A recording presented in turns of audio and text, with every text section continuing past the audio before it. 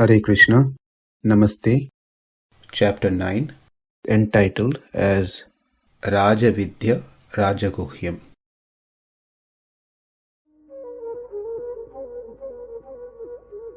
Sloka 1. śrī-bhagavān uvāca idaṁ tu te guhya-tamaṁ pravakṣyāmy anasūyave jñānaṁ vijñāna-sahitaṁ jñātvā mokṣyase śubhāt. This chapter is entitled as Raja Vidya Raja Guhyam, meaning King of all knowledge and King of all secrets. And this is not the first time where Krishna is saying something about giving a confidential knowledge to Arjuna. The confidential knowledge were given in the 2nd and 3rd chapter. Next, it was given in 7th and 8th chapter. Now, it's going to be given in 9th chapter, which we are currently on. But there are differences. In the 2nd and 3rd chapter, the confidential knowledge about the spirit soul, the Atma, was given, whereas in the 7th and 8th chapter, the confidential knowledge about Paramatma, the Supreme Lord, was given.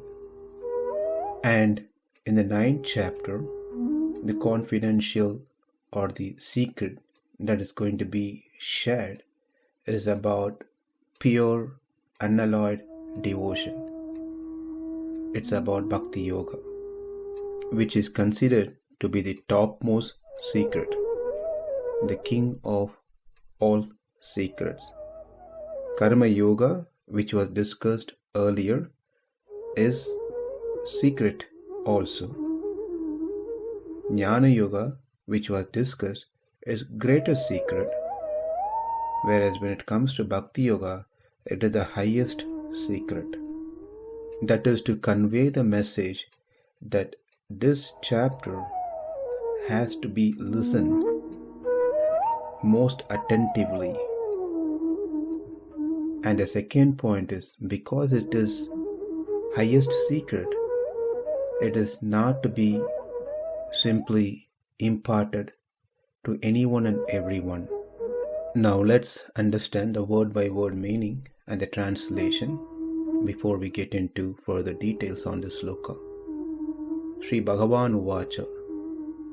The Supreme Personality of Godhead said, jñātvā, by knowing which śubhāt mokṣyase, you will be freed from the miserable material existence. Idaṁ tu, this distinguished, guhya-tamaṁ, the most confidential. As we can see, here it is used guhya-tamaṁ, which means most confidential. The one which was spoken before is guhya-taraṁ. It is great secret, but not greatest. And before that, it was just guhyam, just secret. So the knowledge about Karma Yoga is guhyam. The knowledge about Jnana Yoga is guhya-taraṁ. The knowledge about Bhakti Yoga is guhya-tamaṁ. Another aspect is the knowledge about Atma is guhyam, secret. The knowledge about Paramatma is guhya-taraṁ, greater secret. And the knowledge about Bhakti Yoga is guhya-tamaṁ, greatest or highest secret. Next, vijñāna-sahitaṁ, together with the distinguishing knowledge regarding bhakti, upasana. Upasana means, jnana means bhakti, everything is of same meaning, which is bhakti, devotion. Jñānaṁ, the knowledge of upāsana, that is the knowledge of the bhakti that one should perform. Anasūyave, who is free from envy. Asūya means envious nature.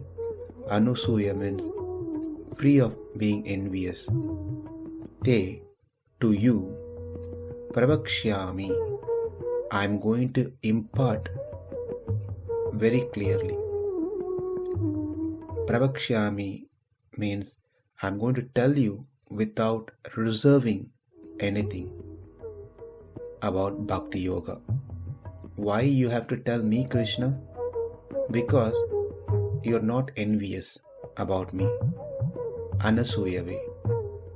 Krishna, how do you know I am not envious? Well, we have completed 8 chapters and you are still listening to me. And you are still listening. The glory is about me. That means you are not envious. And practically for us, how do we know that we are not envious? Is when an unexpected event happens in our life. Are we accepting it as our own fault due to our past karma? Or are we simply blaming God? If we blame God, then we are asūya, envious. If we are not, then anasūya, we are not envious. Also, the third point on this anasūyave, anasūya is tendency to accept good qualities, not to see the faults in a person, and that is called anasūya, which is quite opposite to asūya. Asūya, a person who is envious, does not see good, even though there are some good qualities. Rather, he picks on the faults. Even if there are no faults, he makes it as a fault, seeing the good one to be a faulty one is the nature of an envious person. Seeing a faulty one to be a good one is the nature of vatsalya, a parental affection. Let's see the translation.